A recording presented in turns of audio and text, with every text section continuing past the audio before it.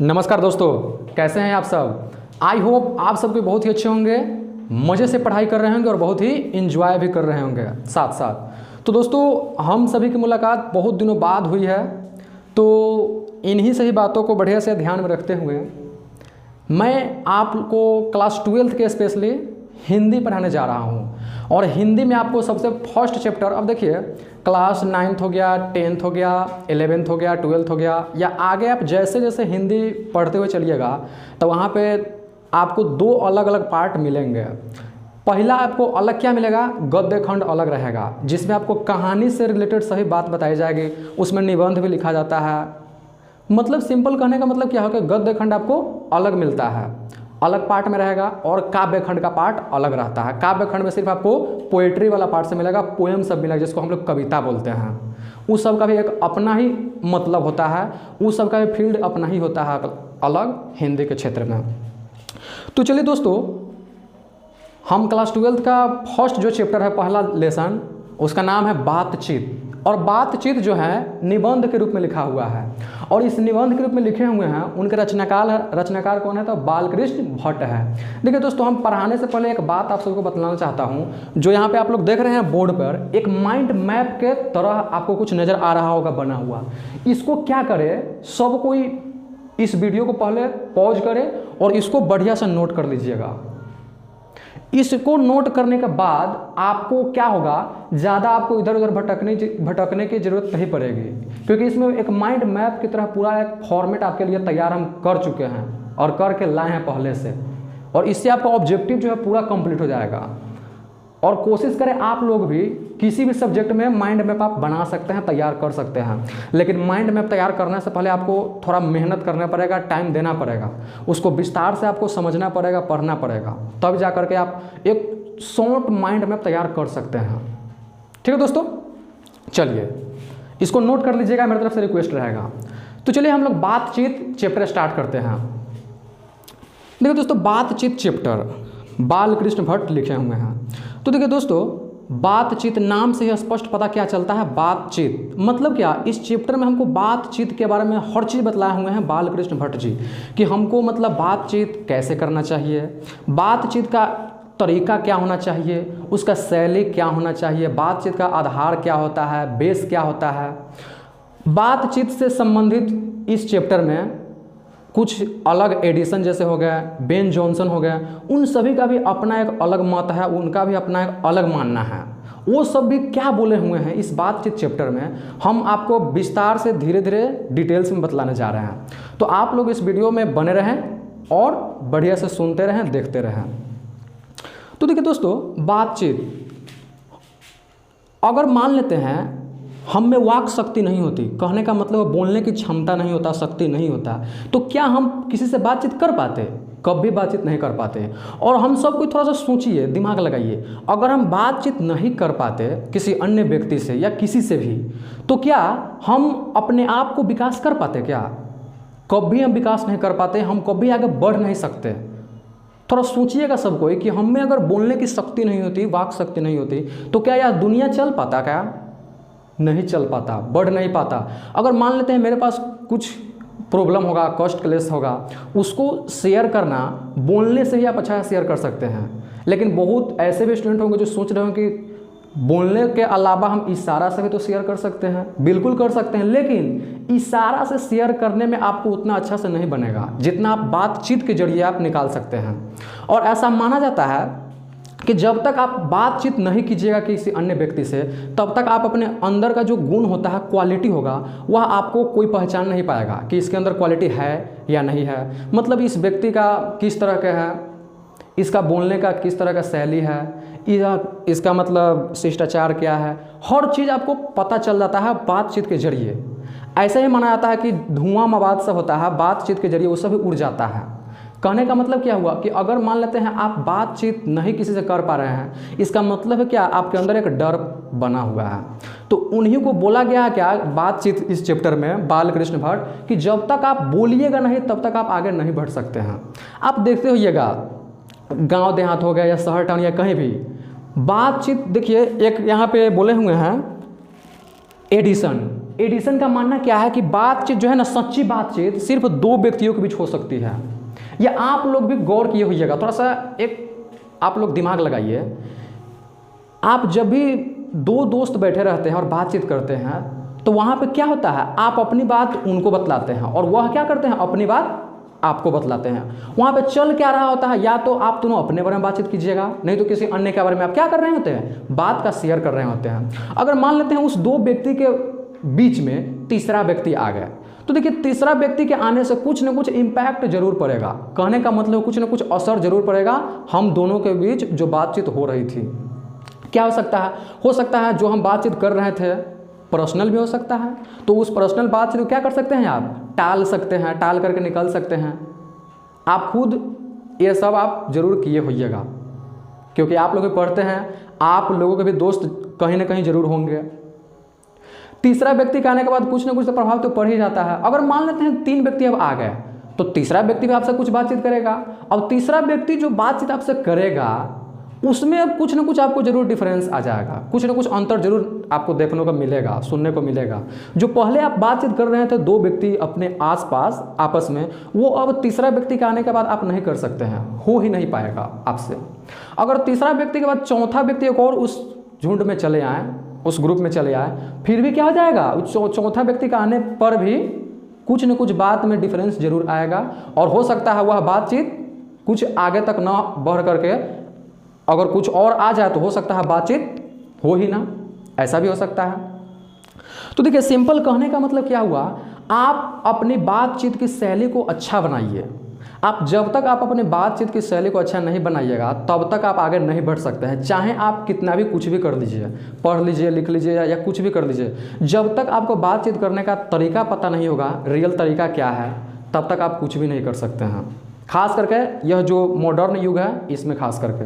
तो चलिए दोस्तों कुछ आपको हम बतलाते हैं पॉइंट वाइज, इसको बढ़िया से आपको याद रखना है। जैसे देखिए बातचीत में पहला आप ध्यान क्या रखिएगा, एडिसन के अनुसार क्या है कि सच्ची बातचीत सिर्फ हम दो व्यक्तियों के बीच हो सकती है, पहला बात। एक और बात क्या आता है कि मनुष्य की बातचीत करने का उत्तम तरीका क्या है। तो उत्तम तरीका क्या है कि अवाक होकर अपने से बातचीत करना। इसका कहने का मतलब क्या हुआ कि आप एकदम खुली, मतलब आपको डरना वरना कुछ नहीं है, एकदम बढ़िया से, हेजिटेशन भी आपके अंदर नहीं रहना चाहिए। देखिए बहुत कोई को देखते होइएगा, बहुत स्टूडेंट सब ऐसे भी होते हैं जो कहीं पर स्पीच देने में, भाषण देने में या कहीं पर किसी बीच सभा में बोलने में वो डराते रहते हैं हेजिटेशन के आधार पर। हेजिटेशन उसका क्या रहता है, बढ़ा हुआ रहता है। और उस हेजिटेशन को जब तक आप दूर नहीं कीजिएगा तब तक आप कहीं भी बोल नहीं सकते हैं कुछ। तो वही बोला है क्या कि मनुष्य क्या बातचीत करने का उत्तम तरीका क्या है कि अवाक होकर अपने से बातचीत करना। चाहे आप किसी से ही बातचीत करें, हो सकता है आप अपने से ही बातचीत कर सकते हैं, आप अपने से, वही बोला है। अब देखिए दोस्तों एक है क्या, बेन जॉनसन के अनुसार। अब देखिए बेन जॉनसन क्या माने हुए हैं इस चैप्टर में, वो बोले हुए हैं क्या कि बोलने से मनुष्य का साक्षात्कार होता है। अब भी आपको हम बतलाए हैं कि जब तक आप बोलिएगा नहीं तब तक आपके अंदर का जो अंदर का क्वालिटी है, गुण है, वो कभी दूसरे को पता नहीं चलेगा, आप विकसित नहीं हो पाइएगा, नहीं बोलिएगा तो। देखिए दोस्तों हमने तो रियल लाइफ में ऐसा भी देखा है, बहुत सारे व्यक्ति, खास करके हम अपना एक एग्जाम्पल लेते हैं, हम जब तक बोलते नहीं हैं तब तक हमको लगता ही नहीं है कि हम आज कुछ पढ़े हैं या कुछ कर रहे हैं। और बहुत सारे स्टूडेंट ऐसे भी होते हैं जो बगैर बोले। चलिए दोस्तों अब हम लोग आगे बढ़ते हैं और आगे देखते हैं क्या हमको पॉइंट समझना चाहिए अच्छा से। पहला देखिए, आर्ट ऑफ कन्वर्सेशन यूरोप में प्रचलित है। इसका मतलब क्या हुआ कि हम लोग कन्वर्सेशन जो करते हैं, एक दूसरे से आपस में मिलकर बातचीत करते हैं, वो सबसे ज़्यादा ऐसा माना जाता है कि यूरोप में प्रचलित है, यूरोप में फेमस है। वहाँ के लोग सब जो होते हैं, वहाँ के स्टूडेंट सब होते हैं, वह आपस में रह करके मिल करके बहुत अच्छी तरह से बातचीत करते हैं। और हम इस वीडियो के शुरू में ही आपको बतलाए हैं कि जब तक आप बढ़िया से बातचीत नहीं कीजिएगा तब तक आप अपनी क्वालिटी को अंदर से बाहर नहीं निकाल सकते हैं। और जब तक आप अपनी क्वालिटी को अंदर से बाहर नहीं निकालिएगा तब तक आप आगे कभी विकसित नहीं कर सकते हैं अपने आप को, चाहे वह किसी भी प्रकार का आदमी क्यों ना हो, किसी भी टाइप का आदमी क्यों ना हो। क्योंकि बहुत सारा हम आदमी सबको देखते हैं, वो बोलते कुछ नहीं है लेकिन उनको आता बहुत कुछ है। ऐसा भी आदमी को हमने देखा है। लेकिन फिर भी आपको इतना भी नहीं ज़्यादा बोलना है, क्योंकि ज़्यादा बोलना भी हानिकारक होता है। इस सब कोई बात समझते होइएगा। लेकिन अब कितना लोग ये भी सोचते हैं कि ज़्यादा नहीं बोलना है, तो कितना लोग इनके चक्कर में बोलना ही छोड़ देते हैं कि अब हम बोलेंगे तो बोलेंगे क्या। ऐसी बात नहीं है। देखिए हर चीज़ का अपना एक लिमिट होता है। यहाँ पे जो हम लिमिट शब्द बोल दिए, लिमिट वर्ड, इस लिमिट वर्ड बहुत बड़ा वर्ड है।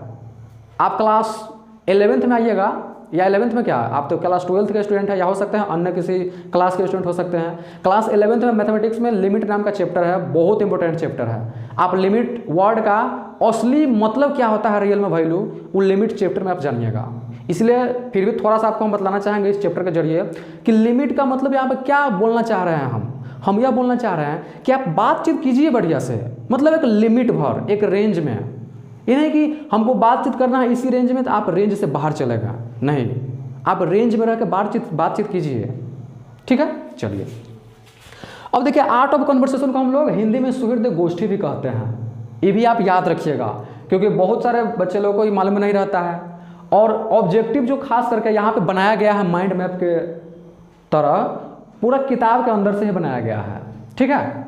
चलिए अगला आपको हम बतलाना चाहेंगे, बालकृष्ण भट्ट लगभग 100 निबंध लिखे हुए थे, लगभग कितना, 100 निबंध। अब देखिए दोस्तों, रामचंद्र शुक्ल बालकृष्ण भट्ट को क्या बोले हुए हैं, हिंदी का एडिशन और स्टील कहा है। अब देखिए हिंदी का एडिशन और स्टील कहा है, इसका मतलब समझे, इसका मतलब यह कहना चाहते हैं रामचंद्र शुक्ल कि बालकृष्ण भट्ट बातचीत के इस निबंध के जरिए वो बात बतलाए हुए हैं और वो बात बतलाना चाहते हैं जो मनुष्य कितना पता नहीं रहता है। इसीलिए बोला क्या है रामचंद्र शुक्ल ने कि बालकृष्ण भट्ट क्या है, हिंदी का एडिशन और स्टील है, मतलब बहुत ही अच्छे गद्यकार है वो है। ये भी आप समझ सकते हैं। एक और यहाँ बात क्या हम लिखे हैं दोस्तों, बालकृष्ण भट्ट का पत्रिका, कौन सा पत्रिका का संपादन किए थे, तो हिंदी प्रदीप, ऑब्जेक्टिव क्वेश्चन के तौर पर है। बालकृष्ण भट्ट के पिता का नाम है बेनी प्रसाद भट्ट, इसके माता का नाम है पार्वती देवी, यह एक गद्यकार थे बालकृष्ण भट्ट। अब देखिए दोस्तों, यहाँ पे आपको हम पहले ही बतला दिए हैं कि बातचीत के माध्यम से बालकृष्ण भट्ट क्या बतलाना चाहते हैं, बातचीत की शैली बतलाना चाहते हैं। बातचीत के माध्यम से मतलब बातचीत का तरीका बतलाना चाहते हैं कि आपका तरीका क्या है बातचीत करने का। क्योंकि देखिए आप थोड़ा सा आप अपने आसपास में देखते होइएगा कि बहुत सारे ऐसे भी लोग होते हैं जो बातचीत अच्छे से नहीं कर पाते हैं, मतलब बहुत सारे ऐसे भी हैं जो बातचीत तो करते हैं, खिसिया जाते हैं जल्दी। तो देखिए बातचीत करने का मतलब ये नहीं हुआ कि हम एक दूसरे से बात कर लिए या चाहे कैसे भी हो तो उसको हम कहते हैं बातचीत करना, कभी नहीं।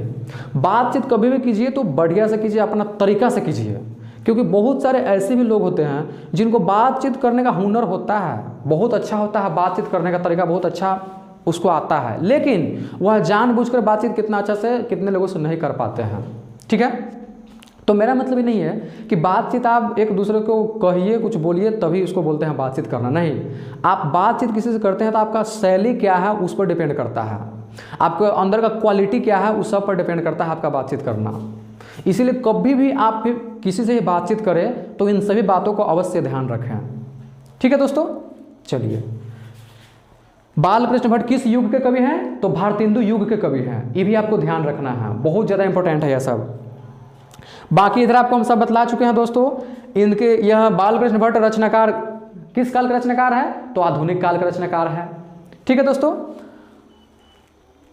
एक बार सब कोई लेकिन इस वीडियो को फिर से दोबारा हम बोलना चाहते हैं, इस बात को पॉज करेंगे और उसको बढ़िया से नोट कर लेंगे, क्योंकि क्लास 12th का फर्स्ट चैप्टर है गद्य खंड का बातचीत, जिसको बालकृष्ण भट्ट लिखे हुए हैं, ठीक है। थोड़ा सा आप लोग वीडियो पॉज कीजिए और इसको नोट कर लीजिए पहले।